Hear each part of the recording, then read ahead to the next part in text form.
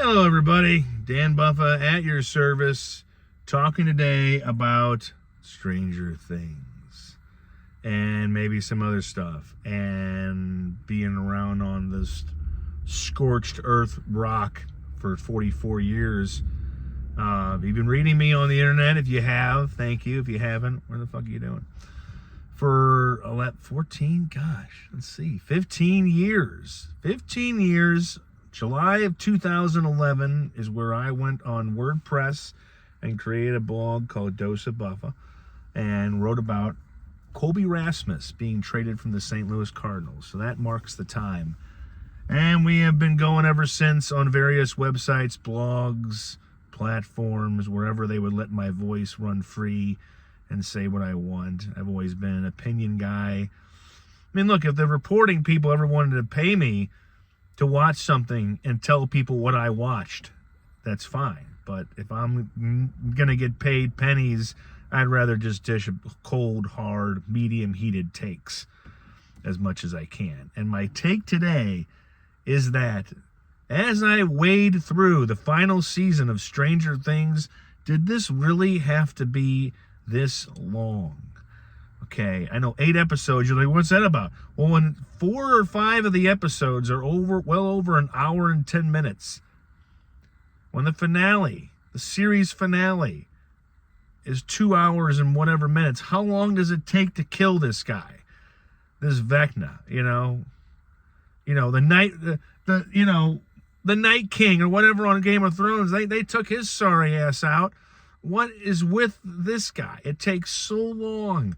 I just feel like I'm watching this season, and a certain part of the kids are trapped in the upside down, and then the other ones are in the upside right, or whatever the other thing is called. And she's asleep in the hospital, and she's down there, and she's awake, and she's having the one kid who got taken, and then the other kid who got taken a while ago is trying to fight him, but he only kind of beats him a little bit before he gets his ass whooped. And then there's Millie's 11, who's running around in high sitting sweatpants for like 4 episodes, and she's bleeding and she's helping, and then she's powerless because 4 or 5 seasons in, they finally discovered a way to slow her down. It only took 5 seasons, 8 years, who's counting? But I'm just wondering, as I'm finishing episode 6, and there's 8, and the last 2 are longer than a Godfather movie. Do we really need 2 episodes at 3 hours and 20 minutes to wrap this thing up? Do we really need that? I mean, I'm not like a person, give me as much time with these kids so they can bicker and love each other and hate each other and blah, blah, blah, blah, blah, blah, blah.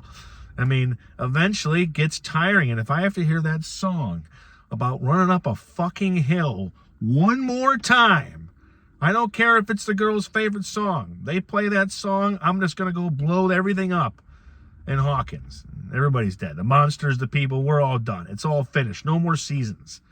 If I have to hear that song one more time, let's finish this up, okay? Am I going to finish this season and think, could I have watched Godfather 2? It would have been more useful than watching this guy. They break his foot, it heals. They kill a couple of his reptiles, they come back. This is just like the rebels in Star Wars taking 45,000 movies to beat the bad guys. Eventually, you lose. That's it. You call it. Stranger things have happened than spending another 10 hours watching these little kids try to fight this big badass who seems to be toying with them. I'm like, okay, so if you've watched it, Vecna's the big bad guy when he's not a calm little, shattered glass, Hayden Christensen looking little bastard in his human form. He's a disgusting, awful looking monster who can walk in and out of portals and do this and that. And I'm just wondering, in certain scene with a character named Will, why doesn't he kill the guy? Why doesn't he kill the kid? Why? I mean, when the bad guys are passing up opportunities, that's when I go, you're trying to make the series longer. It's just losing me. But at this point, I have to finish it. It would be like going right up to the finish line. It would be like Deshaun Jackson running up to the 2-yard line and then leaving the football there. You know what I mean? Finish it up, you know? I mean, I don't understand it. So another 2 episodes, another 3 hours and 20 minutes, and I will be finally done with this. Because after this, I'm going to have to watch something I know and love. The next binge is going to have to be a Mad Men or a Sopranos just to clean the palate and get back to square one. And I've also heard that the Stranger Things finale is not loved by everybody. Well, you think? I mean, when you take that long to produce the final season and people like me are like, what happened? What happened to him? Who is he? What is she doing here? I mean, that's my review so far. I like a lot of these people on the show. And I think they make it work because they know how to write certain characters. They have all the types, all the different people in the world, all the different personalities. And, you know, Maya Hawke, I think, is great. Everything she does is seemingly oblivious to everything else that's going on in the story. And that makes it kind of fun. It's like she's in a different show. A better one. She may have a few expressions like Ethan, but she is one tall drinking impression of Uma Thurman. But yeah, so after this, I'm going to have to dip my feet into some different waters to get this Stranger Things taste out of my mouth. But what else have I watched? I watched the Chevy Chase documentary. I'm Chevy Chase and you are not. That is the name of the documentary. Everybody knows Chevy Chase is a comedic genius, but he's kind of he's a hard guy to work with. And the documentary, running in at about an hour and 38 minutes, are a little bit more than one Stranger Things episode. They break it all down. We get to see him now, where he is living happily with his third wife, who he's been married to for a while. They've been married for over 2 decades, and he's not really. He doesn't really deny that he's kind of been hard to work with. And I think, you know, for a guy whose memory's starting to go, he had some heart issues, and that apparently affected his memory. And so they go over all of his hits, Christmas Vacation and Funny Farm, the ones that didn't make it, Caddyshack. I kind of forgot how much he wasn't really on Saturday Night Live. He was there for the launch and the first part, but he kind of took off and went to a movie career that probably paid off. Maybe it didn't. I don't know. But if you're interested in what happened, ooh, that's a water burp, by the way. And if you're interested in what happened to him and maybe some of the behind-the-scenes drama that followed him around, the documentary does not shy away from that. It does bring about some of his funny moments. It celebrates his acting career because, well, everything that came out of his mouth wasn't great and his behavior wasn't great. He's still a funny genius of a guy, and I think we can't forget about that.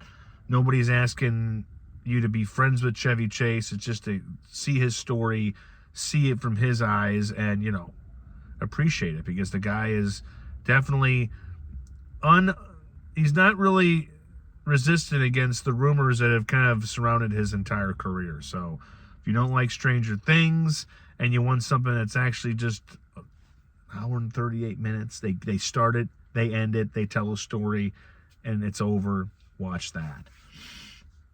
As I wrote on the blog a few days ago, Wind River is on Netflix. You can watch that. It's awesome. Switching gears completely, and I'm sure St. Louis Cardinal fans who've read me for years and wondering what I'm thinking about the Brendan Donovan trade, I'll get into that later. I think that, you know, if you're the Cardinals and your goal at the beginning of the offseason was to try to unload as much salary and able to ride with the younger players, they didn't really have to trade Brendan Donovan, but I think in order to really maximize and pull in as many prospects at the beginning of your rebuild, I think it was a good move. He has 2 years left of control. Seattle Mariners now get that. The Cardinals get 3 prospects. I am going to try Urangelo Sidiate. That's probably his name. I butchered it. But this guy, who I want to think his first name, if it's true, it's a cool name, Urangelo. He is a highly touted prospect. number 91 in all of baseball, which is not awesome, but it's also like he's in the top 100 prospects. He is known for throwing with both arms. He's a pitcher who could throw with his right and his left. Now, the Mariners were going to have him be more of a right-handed, solely right-handed this season, but that's a big prospect to get, and they bring in 2 more, and they pick up some compensation picks as well. So if you look at all the players that he's brought in, Chaim Bloom, the president of baseball operations, in his first offseason, he has unloaded Sonny Gray, Wilson Contreras, Nolan Arenado, and now Brendan Donovan. And Miles Michaelis is not coming back, and the team is going to look a lot different next year. It's going to be a lot younger. J.J. Weatherholt and Nolan Gorman both now have a runway to start opening day. Gorman at third and J.J. Weatherholt at second. And then Mason Wynn at short and Alec Burleson at first, or he's in the outfield. So the starting lineup is starting to take shape, and that's because, Chaim Bloom did some work. I mean, he didn't waste time. He traded Sonny Gray at the beginning of the offseason. Wilson Contreras was then moved to Boston as well. And Arenado gets shipped out.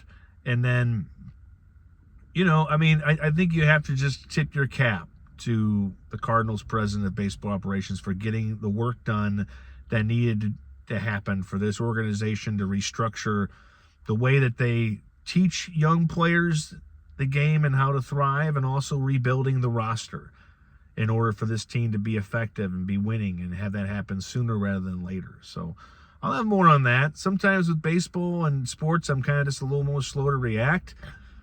Yesterday, I kind of wanted to get on there, but sometimes it takes getting in front of a computer or in front of a phone and just going. So maybe that later on. This was more of a movie, TV show, and movie grab bag. I'm Dan Buffa, and I now have to get back to the plumbing supply warehouse. There's stuff in there that won't get done unless I do it.